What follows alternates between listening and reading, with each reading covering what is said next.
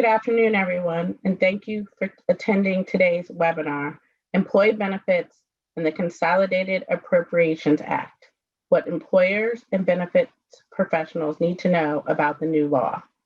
My name is Lisa Tavares, and I'm joined today by my colleagues Juliana Reno, Tora Johnson, and Harry Atlas. We have a lot to cover about the new law. We will cover important healthcare changes made in the No Surprises Act, talk about price transparency and compliance provisions. We will also cover the extensions of relief for health FSAs and dependent care FSAs, and talk about expanded opportunities under the educational assistance programs. The end of our program will focus on COVID-19 relief for retirement plans. If you have any questions during the webinar, you can submit them through the Q&A widget on your screen, and we will do our best to answer them as time permits. The recording and corresponding PowerPoint slides for today's webinar will be available for download on our website later this week.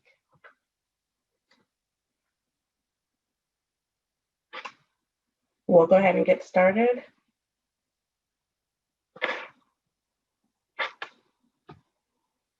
And Juliana, I'll turn it over to you.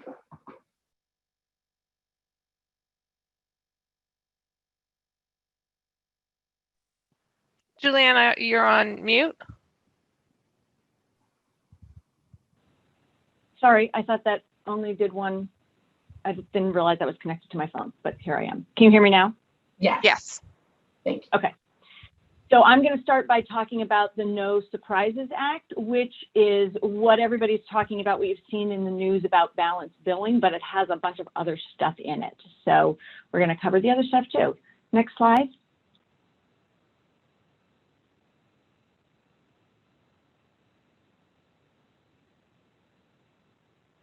There we go.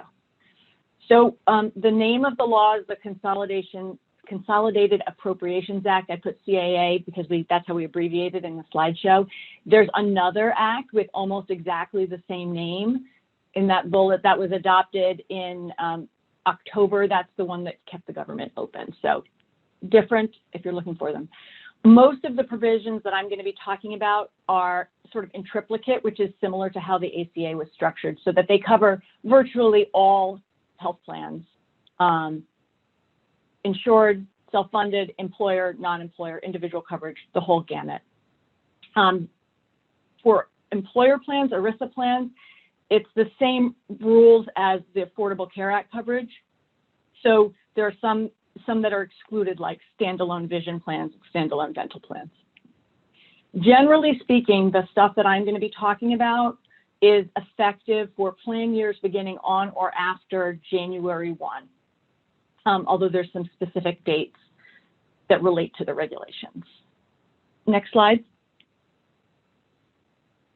While she's doing that, the big picture here is that there's a huge problem with surprise billing. Now, it's important to realize that the law is not fixing all out-of-network billing problems. It's fixing specific ones, 3 in particular that we're going to cover. Emergency, right? Because obviously if you're going somewhere for an emergency, you don't get to pick. That's going to be a surprise bill if they're out of network. The second one is non-emergency services where there's an out-of-network provider at an in-network facility. So you go to a hospital that you think is in network and it turns out that the doctor is out of network. How would you know? That's the second case. And the third is air ambulances. That's it. So if you go to an out-of-network provider, generally speaking, you just go to one, you go to a doctor's office, it's an out-of-network provider, they can still balance bill you, right? So what we're talking about here are just these 3 specific situations. So the first one is the emergency. And the first couple bullets are the way the law already is. If a group health plan covers in-network emergency services, it also has to cover out-of-network. You can't have pre-authorization requirements. And you have to have the same cost sharing. Cost sharing means co-payments, deductibles, and co-insurance. Okay, so that much is the way it's always been. What's different now is that if you have an out-of-network charge, that has to apply to your in-network deductible and your in-network out-of-pocket maximum for for out-of-network emergency services, just on what I'm talking about on this slide. Okay, so that wasn't the case previously. Previously, you could have them separate. And here's the big one, second to the last bullet. The plan has to calculate the out-of-network cost sharing as if the total charge is the median contracted rate of the plan sponsor for the same or similar item or service in the same geographic region and the same market, as of a certain date, increased by the Consumer Price Index for urban consumers. That's what CPIU stands for. So that is a change in the law. The regulations right now say that you can use this rate or if it's higher the Medicare rate or if it's higher this other rate, but some of the details are different. Okay, so you have to calculate the out-of-network. The plan has to calculate out-of-network cost sharing. So what this is saying is if what we're going to have ABC company, the out-of-network, the in-network charge for a specific emergency service would be $1,000. You go out of network, you have to calculate it based on that $1,000. And here's another new one, the bottom bullet. The plan has to make its initial payment within 30 days of receiving the bill. It's really not clear how that's going to interact with state laws on clean claims. But we'll see. I imagine that'll get cleared up. There are regulations that are supposed to be issued by July on how to calculate the median contracted rate, because there's a lot of, for example, let me give you one example of why that would not be clear. Sometimes plans have a bundled charge, right? So if you have a certain kind of service, we don't separate it out what the rate is for these different services. So how are you supposed to include that in the median, in calculating the median? Not clear. They're supposed to issue regulations. They're also supposed to issue regulations. There's going to be an audit process for this, and they're supposed to issue regulations for the audit process. And then audits are supposed to start in 2020, and 25 plans a year are supposed to be audited to make sure that they're complying with this.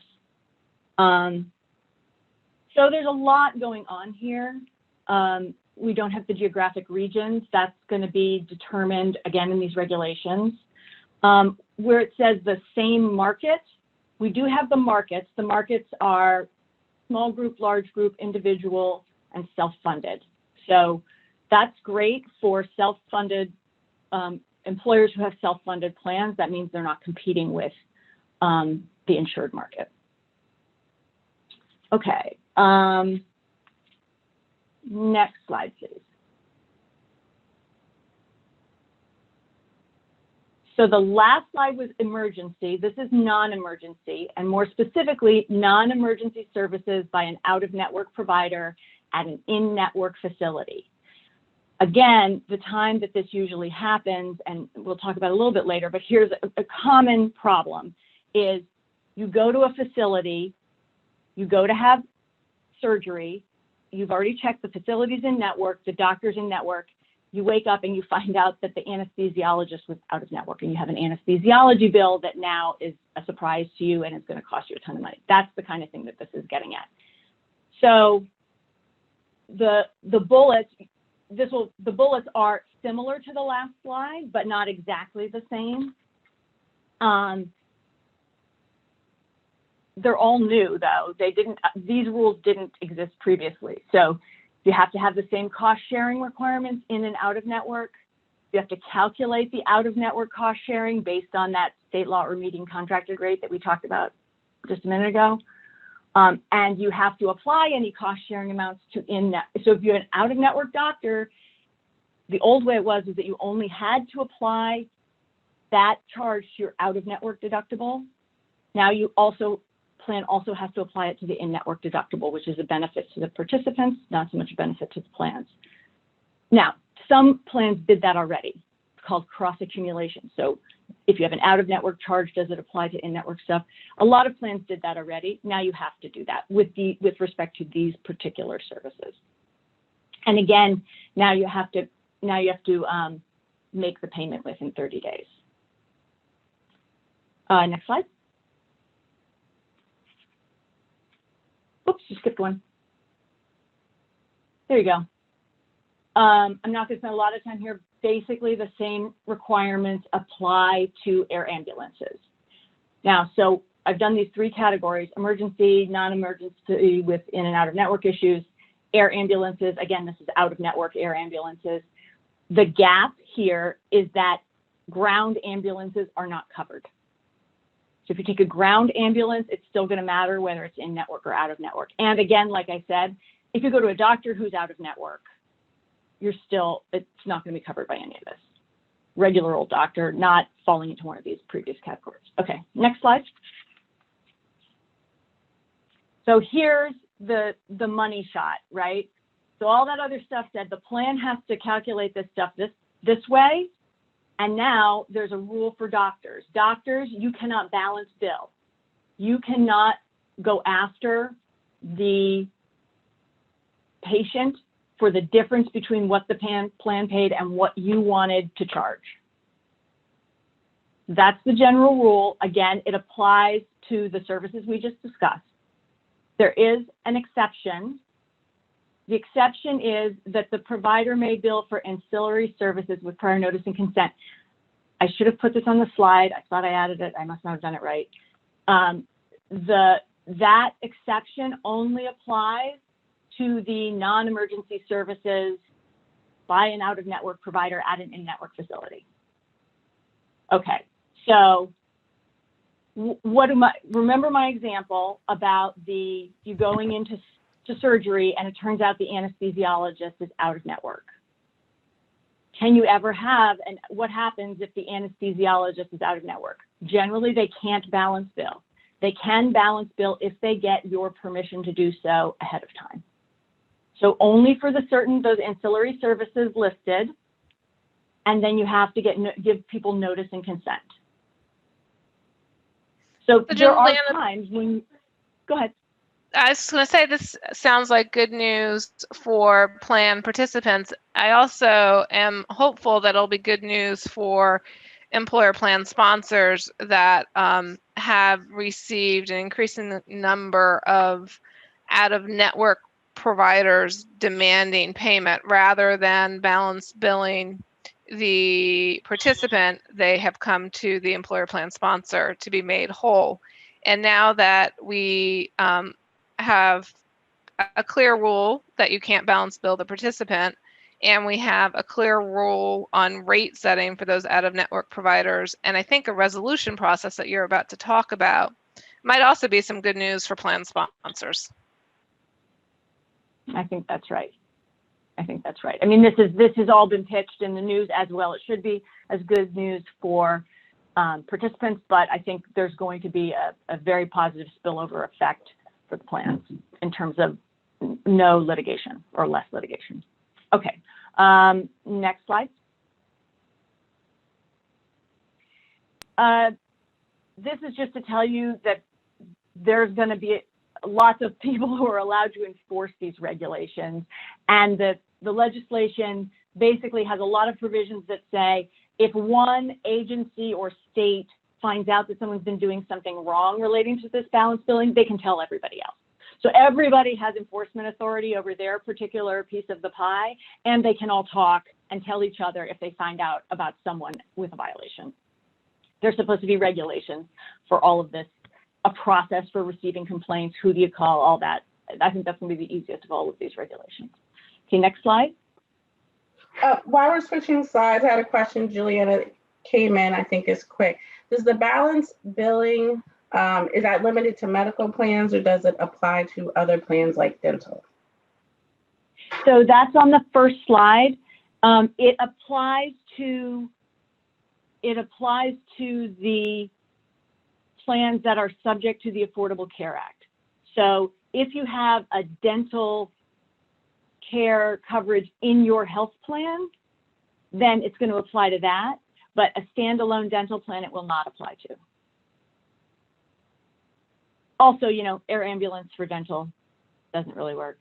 There are emergency services though. Okay, so what happens when there is a dispute about the amount that should be paid?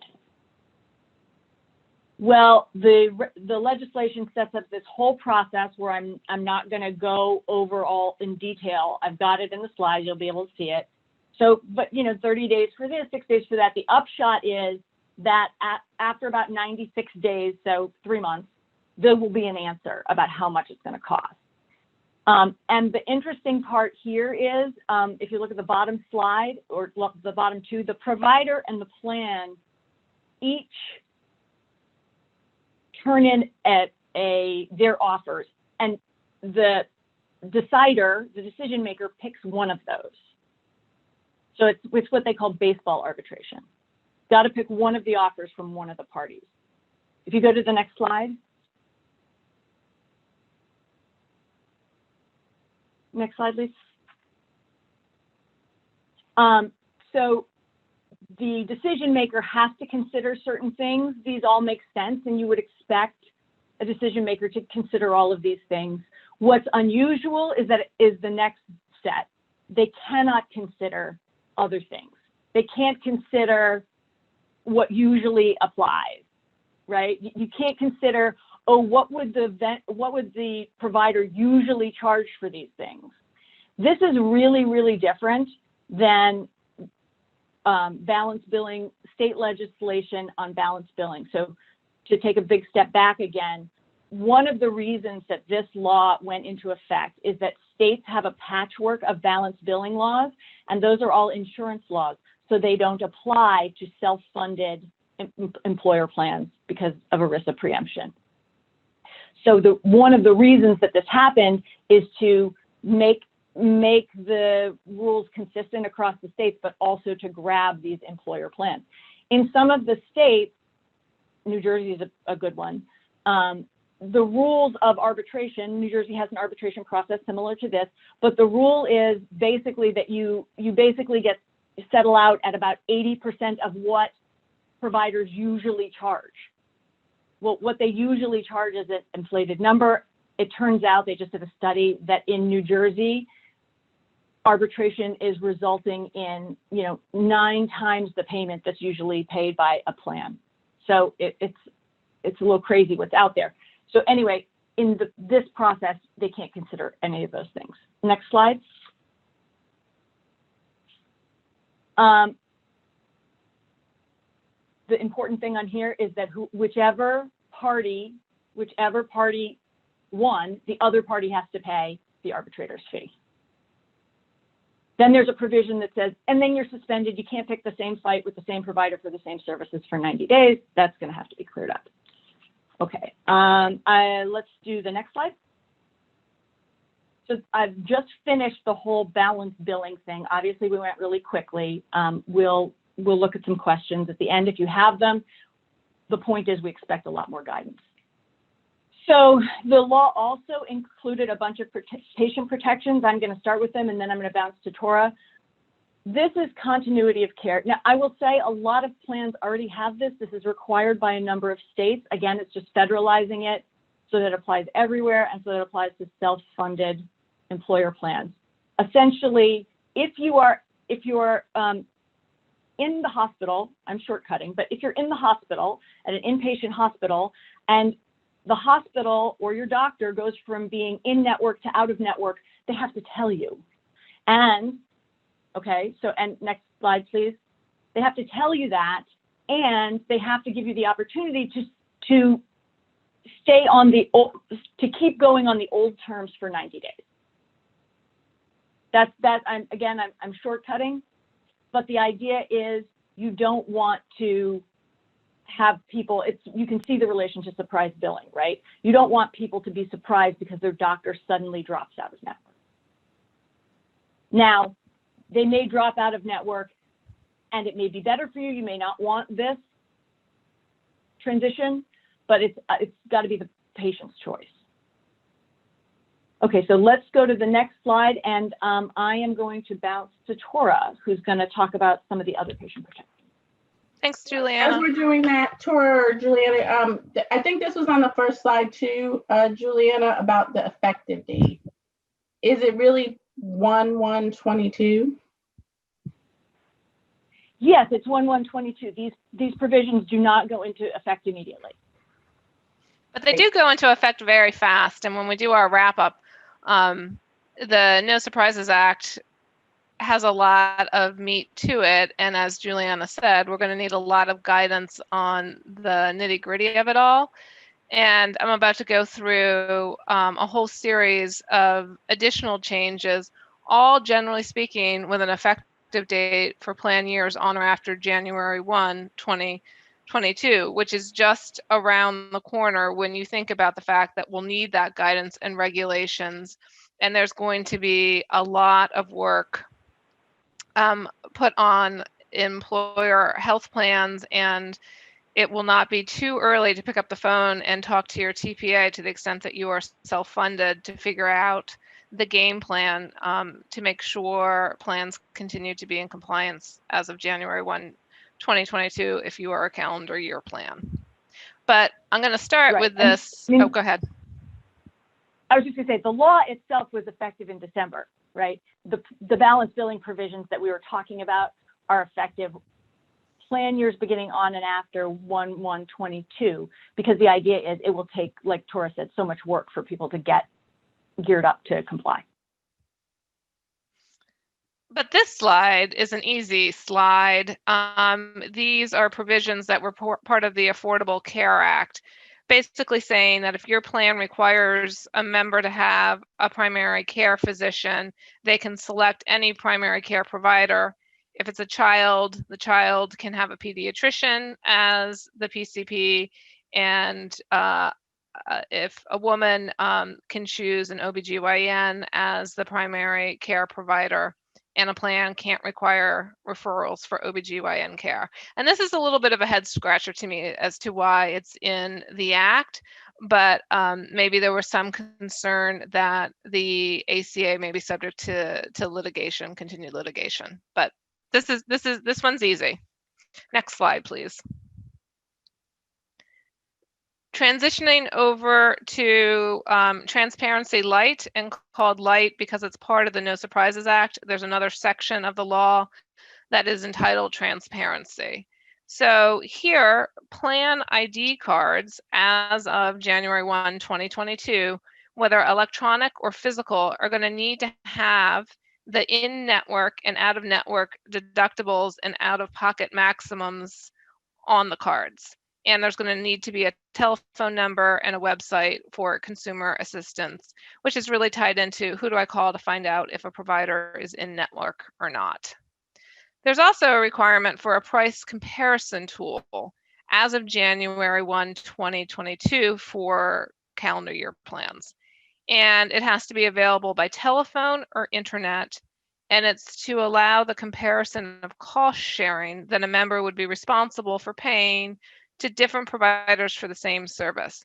This one's also interesting because there are recently final regulations that require a health plan cost transparency tool to go into effect in January of 2022. But it's rolled out. The first phase for January, pursuant to the regulations, is just that there are 3 machine readable files that's available to the public that show in-network provider negotiated rates, data on historical allowed amounts for out-of-network providers, and pricing information for prescription drugs. Then in 2023, there needs to be an online service tool and a paper format for those who request paper that allows a participant to search 500 healthcare items and services and figure out what their estimated cost liability would be. And then in phase 3, which goes into effect in 2024, it's for all items and services. So that phase 1, phase 2, phase 3, phase 1 is available to everybody, that those 3 machine readable files about rates. Phase 2 is only 500 items, and that's for actual participants. And phase 3 in 2024 is for all items and services, but just for plan participants. So it's interesting that it's also included in the statute, and I think it's also to protect it from potential litigation, because the regs were largely based on an executive order, and now we have a statutory requirement for that price comparison tool. But that's a big lift. The No Surprises Act and providing this price transparency to plan participants pursuant to those regulations is a lot for folks to focus on during 2021. Additionally, balanced billing disclosure. So this goes hand in glove with what Juliana was discussing. Plans need to tell members that there are prohibitions on balanced billing for those emergency and some of those non-emergency services, and how to contact the authorities, state and federal, regarding violations or perceived violations of those prohibitions. And this disclosure needs to be in all explanation of benefits and on the plan's website. Next slide, please. Tora? Yeah. Let me just jump in. You can go to the next slide, but just so people know, there's also a requirement for providers to publicize balance billing rules, essentially, so that people know that they're not allowed to balance bill. Makes sense. The next slide is discussing provider directories. Now, under ERISA, there's the summary plan description requirement that includes having a directory of in-network providers available, but there's not a lot of detail. There are state laws, some states have laws that require insurance carriers to have detailed provider directories, and it's certainly a requirement placed on government health plans. And now we see much more detail, again, as of January 1 of next year for calendar year plans, about provider directories. There essentially has to be a website database of network providers with name, address, phone number, specialty, contact information, and where they provide services that are in network. And then the plan has got to update that information or validate it every 90 days. And if there's something that's new and different, it needs to be incorporated into the database within 2 days. And then if a member calls in and asks about a provider's, and not just by call, by phone, it can be by email, etc., but asks about a provider's network status, then they need to be responded to within 1 business day. And that response has got to be kept for 2 years. And the reason for that document retention requirement is that a plan can't impose out-of-network cost sharing if the directory or the response to the member's inquiry indicated that the provider was in network as of the date of the inquiry. So I think that's why there's that document retention. But this too is going to require some work on plans and the timing. I think plans are doing this, but now they have very strict timelines for keeping the information up to date and responding to inquiries.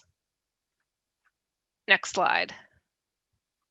There's also a new requirement as of January 1, 2022 for calendar year plans to have advanced explanation of benefits. So essentially, if a member has scheduled a service at least 3 days in advance, the provider needs to ask the member about their plan coverage.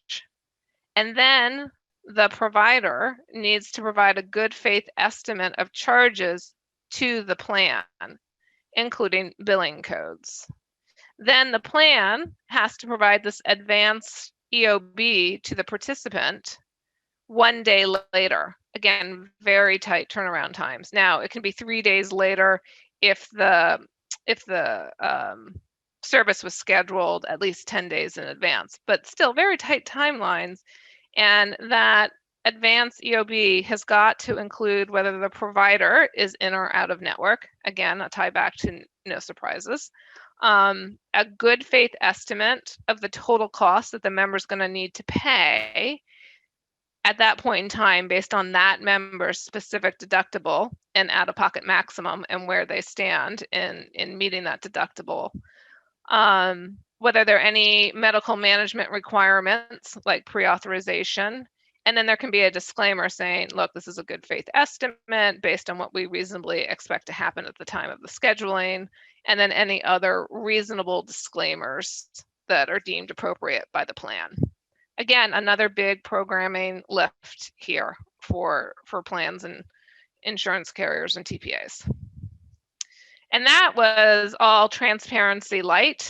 Switching now, and you can go one more slide, to the true transparency provisions in the new act. Plans and providers cannot enter into contracts with gag clauses on price and quality information. They need to be able to respond to requests about price and quality information. It's fundamental to this law. And it prohibits the contracts from saying, nope, there'll be no sharing of de-identified claims data. And essentially it creates an additional right to request de-identified information on an enrollee per claim basis about the allowed amount, the provider's information, including the provider's name and clinical designation and service codes. It is all subject to existing privacy rules like HIPAA, but if it's deemed de-identified under HIPAA, there should be an ability to share it. And it specifically says that the information can be shared with business associates. It doesn't need to go just back to the plan. And plans are going to need to attest annually to the fact that they are complying with this requirement. And this one is effective now. Exactly how that is going to be rolled out and what that means, I think is debatable, but this one is currently applicable. Next slide. Mental health benefits is the next slide, and it's dealing with, it's requiring plans to analyze their compliance with the Mental Health Parity and Addiction Equity Act rules on non-quantitative treatment limitations. So it's focused not on the financial and quantitative, but those non-quantitative treatment limitations like formulary design and standards for providers' admission to in-network status. And that analysis about how they are complying needs to be available upon request to the secretaries of HHS, DOL, and the Treasury. And that request can be made anytime after 45 days from the enactment of the law. And what's more is the law requires the government to collect these analyses from at least 20 plans per year. It seems like it's going to be complaint driven.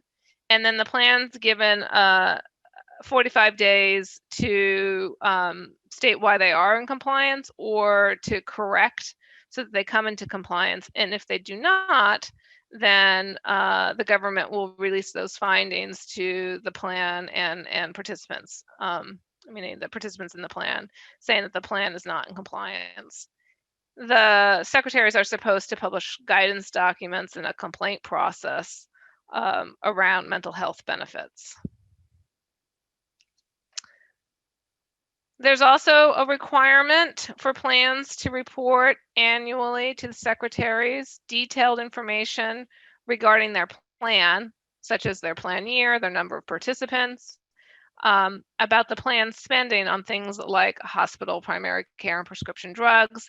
There's a lot of detail about specific prescription drug information that's going to be collected, including the most costly prescription drugs under the plan, the amount that the participant pays in premiums, and then what effect, if any, manufacturer rebates have on premiums that are collected from participants. And the first report is due 1 year after enactment, and then subsequent reports are due every June. And the government is going to take these reports and summarize them and issue on the HHS website a report summarizing drug pricing trends. And that is supposed to be, it's not static, it's to be updated over time. The next slide is on disclosure of broker compensation. So brokers and certain consultants are going to have to disclose to plans at the time of contracting any direct or indirect compensation, if it's over $1,000, that they'll receive as a result of their services. And if that fails to happen, the compensation is going to be deemed unreasonable. And if that compensation derives from plan assets, so participant contributions, then the broker's fees will not be deemed to be reasonable, and you'll have an automatic prohibited transaction. And these rules go into effect a year after enactment.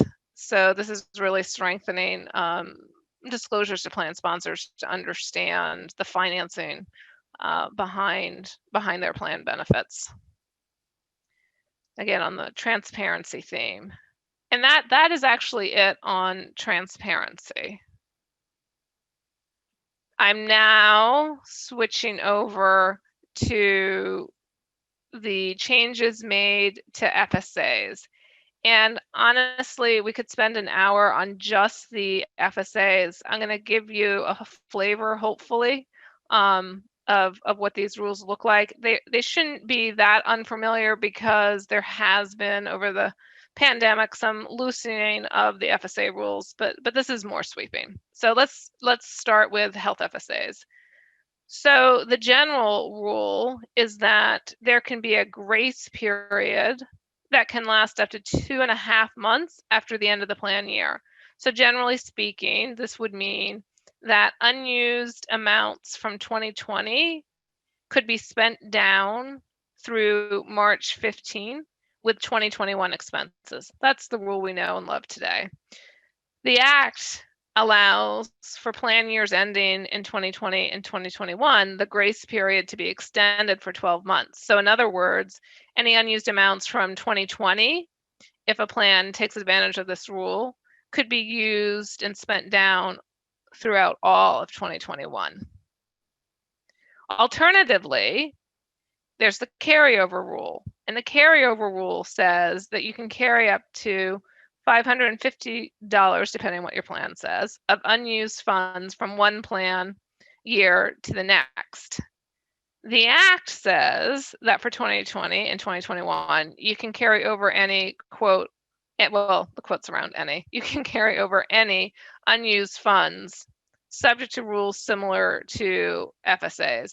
And it's unclear. Juliana and I have batted this back and forth, whether it means you can only carry over $550 or whether that really means it's whatever you have that was unused in 2020. For example, you could carry over and use in 2021. And if you're a plan sponsor and you're looking at this, the end result, especially if any means that any unused amounts can be carried over if you use the carryover rule, there's really not a big distinction in the end for the participants. I think it's going to be based on what the plan already has. Does the plan have a grace period? Okay, well then you could extend it through the end of the following year. If they have a carryover, likely they can carry over the full unused amounts, although we do expect guidance on that point. Next slide, please. So generally speaking, FSAs are subject to Cobra, and that is the only way that you can spend down unused amounts after termination. Under the Act, for the 2020 and 2021 plan years, a participant can spend down unused amounts post-termination without electing Cobra, subject to rules similar to the rules applicable to dependent care. And we think that means you can only spend down the amounts that you have contributed unless you elect Cobra. Then there's also a change in election rule, which says generally the general rule is you can only change your health FSA if you've had a life event, so you get married, divorced. But for 2021, elections may be changed without regard to such life events. There was a similar rule that was put in place for 2020. And these rules, I should say, all of these FSA rules are permissive. They're not required. You can decide what you want to do, with one caveat on a dependent care rule, which I'll highlight. But most of these, all of these other than what I will highlight, are permissive. They're not required. And switching gears to the next slide on the dependent care FSAs, again, dependent care FSAs could have a grace period. And it's now been freed up under the Act to say that the grace period doesn't need to end on March 15th. It could be through the end of the plan year. So unused dependent care amounts from 2020 could be used in 2021 for 2021 expenses. Or now you could add a carryover for dependent care FSAs. Generally speaking, dependent care cannot have a carryover except for in 2020 and 2021, they can carry over any unused funds. Very similar construct to the changes for healthcare FSAs that we just discussed. And really, they're trying to help people, right? I mean, the world came to a stunning stop in March, and people didn't go to the doctors, and they didn't have dependent care expenses. So these are really meant to allow folks that have built up money in their FSAs, be it healthcare or dependent care from 2020, some relief, and to be able to spend it down and not lose it. Then this dependent care rule on the next slide, uncovered children. This is the one that looks like it's required depending on how your plan is drafted. So the general rule is that you can use the dependent care to pay for care for children under age 13. Under a slightly convoluted rule here, it's under age 14. And this one doesn't look permissive if your plan has a reference to a statutory provision. It looks like it'll be automatically included. But if your dependent care is written in such a way that, let's say, you only provide coverage for children up to age 10, and you specifically state that, then you're not going to have to comply with this rule. I don't know many plans written that way. They also, dependent care FSAs have the same change of election rule that for 2021, participants may make a change without regard to having a life event. We think most likely that each participant can have one such free pass at making a change, but the law at the moment is not clear on that point, and that may be clarified with additional guidance. Next slide. Plan amendments on these FSAs, again, mostly permissive here.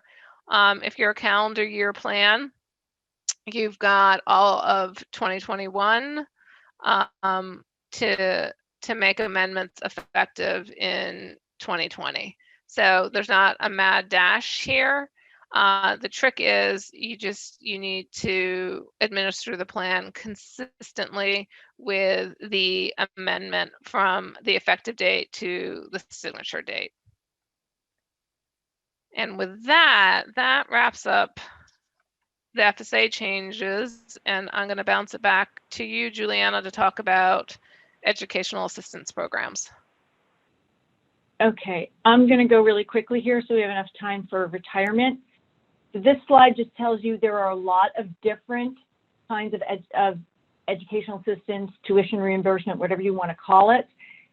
The Act only made changes to educational assistance programs under Code Section 127. So based on your particular program, it may or may not be affected. Next slide. So generally, the rules have been that you can pay $52.50 to your employee per calendar year, and it will not count as taxable income, right? For current or former employees, you can't discriminate, and it can cover tuition, books, and fees. So basically, if your employee is taking a class now, you can help them out, right? What the CARES Act did, and it's not on this slide, the CARES Act said you can cover qualified student loans, but you have to pay out by 12/31/2020. What this act did is it extended that. So you have to pay out you have until 12/31/25. So if your employees have student loans, you can help them pay their student loans on a non-taxable basis, pre-tax basis, however you want to put it.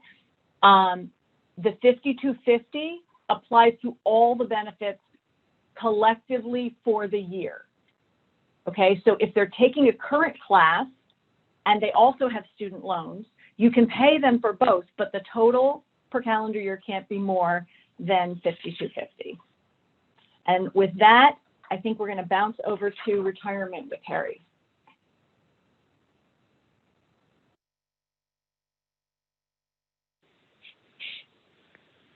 Thank you. Can you hear me? This is Lisa. Actually, I'm going to start with retirement. And I'm going to start by talking about partial termination relief. We actually raised in some of the webinars we had last year the issue of potential partial terminations in the context of furloughs and layoffs. There's a general rule in the existing IRS rules that all participants must be fully vested if there's a partial termination. Under the IRS rules, there's a rebuttable presumption that a partial termination occurred if 20% or more participants were affected by turnover. And the turnover rate is the term that the IRS uses to determine the percentage. If 20% or more of the participants were severed by an employer-initiated severance, such as a furlough or layoff, it would count toward determining that a partial termination did in fact occur.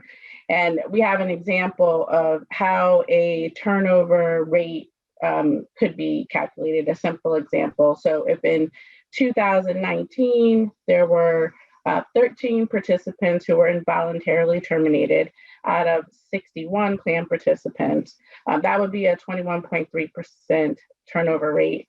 That is a rebuttable presumption that a partial termination in fact did occur, and that would automatically mean that full vesting would be required. As I noted, we had raised the issue of partial terminations being a potential problem as employers last year were temporarily reducing workforces when everything stopped in March, and it took a while for things to improve. And as everyone knows, we're still suffering from shutdowns in various parts of the country that are impending. We have counseled a number of our clients over this last year about what to do with respect to calculating that 20% turnover standard and watching closely whether or not that number was exceeded as the economy did rebound some, but we know not all industries rebounded at the same level. The Consolidated Appropriations Act provides some relief.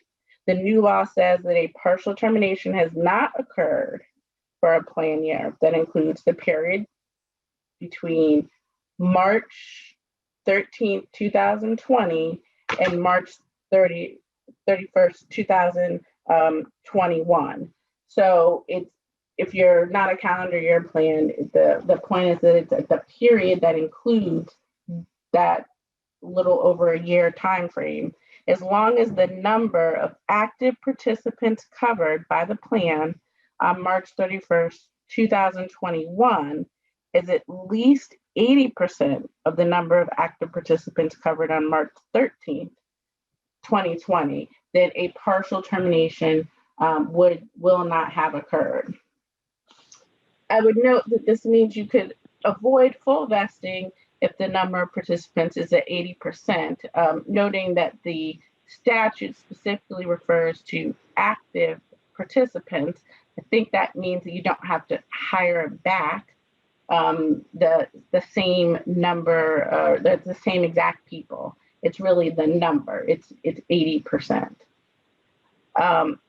We think that this statute, though, is in conflict with guidance from the IRS that was issued not that long ago. So I will be eager to see what the IRS says publicly about the partial termination rules that we've been under for a number of years, and hopefully in the upcoming months we'll receive some of that information. I'll turn it over to Harry. Thank you, Lisa. I'm going to conclude by talking about some provisions in the legislation relating to retirement plans and the loosening of some rules to accommodate issues that have arisen from COVID. The first, this is really just a technical correction of the CARES Act. The CARES Act had allowed in-service distributions of up to $100,000 from retirement plans for individuals who were affected by coronavirus. And the CARES Act, there was essentially a technical issue with it in that it did not extend to money purchase plans, which are somewhat unusual nowadays. It's a form of defined contribution plan, which is treated as a pension plan, and generally do not allow in-service distributions before normal retirement age. The CAA retroactively amended the CARES Act to correct that issue. CARES Act distributions, coronavirus distributions, at this point have ceased to be available. Next slide, please.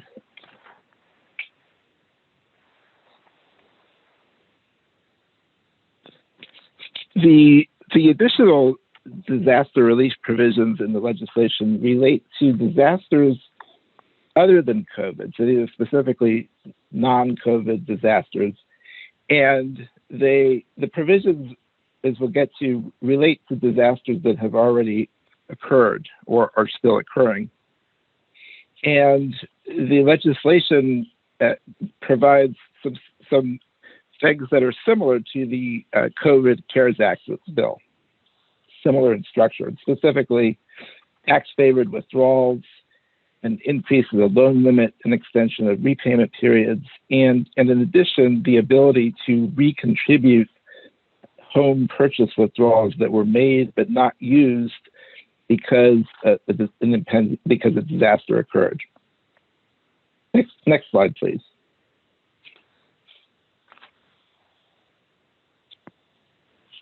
Definitional provisions are important here, and these provisions can be a little bit tricky to apply because there's a number of different date ranges. These provisions are date limited, and the date ranges have to be paid attention to. So the first definition, the qualified disaster distribution, is a distribution that's made on or after the first day of the incident period of a qualified disaster and before June 25th, 2021, which is 180 days after date of enactment of legislation. The process, as far as disaster declarations, if a disaster occurs, it takes some time usually for people to recognize. Sometimes it takes some period for people to recognize the severity. So you'll have a disaster declaration that will happen after the so-called incident period begins. And when you're looking at this provision, it's looking at an individual whose principal place of abode during the incident period is located in a qualified disaster area and who sustained an economic loss by reason of the qualified disaster. The qualified disaster area definition is key to these provisions. It's an area with respect to which a major disaster is declared by the president between January 1st, 2020 and February 25th, 2021, which is 60 days after date of enactment, and relates to an incident period, or in other words, at the beginning of a disaster that began on or after December 28th, 2019, and ended on, the incident period begins between December 28th, 2019 and December 27th, 2020. What that means is that the qualified disaster area only applies if the incident began by the date of enactment. So any disasters that began after December 27th, 2020 are not covered by the legislation. And as well, this doesn't relate to COVID, as I mentioned. Next slide, please. So there's three forms of relief. The first are tax-favored withdrawals, which are very similar to CARES Act withdrawals. In-service withdrawal is permitted from a defined contribution plan. It's not an eligible rollover distribution, which means there's no mandatory federal tax withholding. The 10% early distribution tax is waived. There's a $100,000 limit for disaster.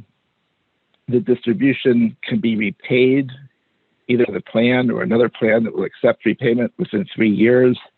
And income inclusion is spread over 3 years unless the participant elects otherwise. So again, very similar in structure to the CARES Act coronavirus distributions. Next slide, please.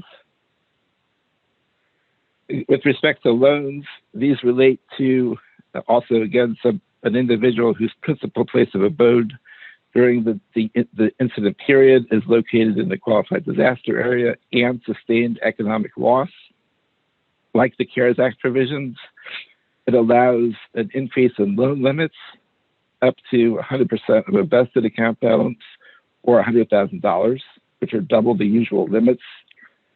And there's a time limitation. The loan has to be originated between December 27th, 2020, which is the date of enactment, and June 25th, 2021, which is 180 days after the date of enactment. Next slide, please. The loan, like the CARES Act provisions, there's also an ability to delay loan repayments. It applies to a qualified individual with an outstanding loan on or after the first day of the incident period. It applies to repayments that were otherwise due beginning on the first day of the incident period and ending 180 days after the end of the incident period. So again, dates are sensitive, tied to the incident period. Repayments may be delayed for a year.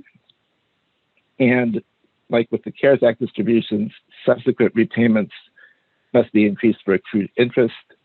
And the suspension period is carved out for purposes of determining the maximum loan term. Next slide, please.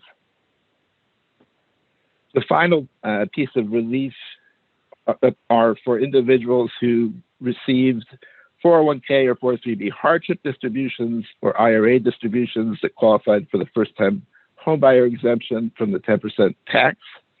And they intended to use those distributions to purchase or build a principal residence. And it turned out that a disaster occurred, a qualified disaster. If the distribution was received within 180 days before or 30 days after the incident period, the participant is permitted to recontribute that amount. And that concludes the section. Thank you, Harry. We're running short of time. We had a lot to cover. One thing I wanted to note was some guidance came out yesterday on missing participants. So we'll be getting an alert out on that as soon as possible. As a reminder, you can download the recording and slides later this week. And I believe they'll already also be sent to you if you had registered for the seminar today. Thank you for joining us. Certainly a lot of important changes, and we look forward to talking to clients about how to implement and plan and prepare to comply with the new rules. Thank you.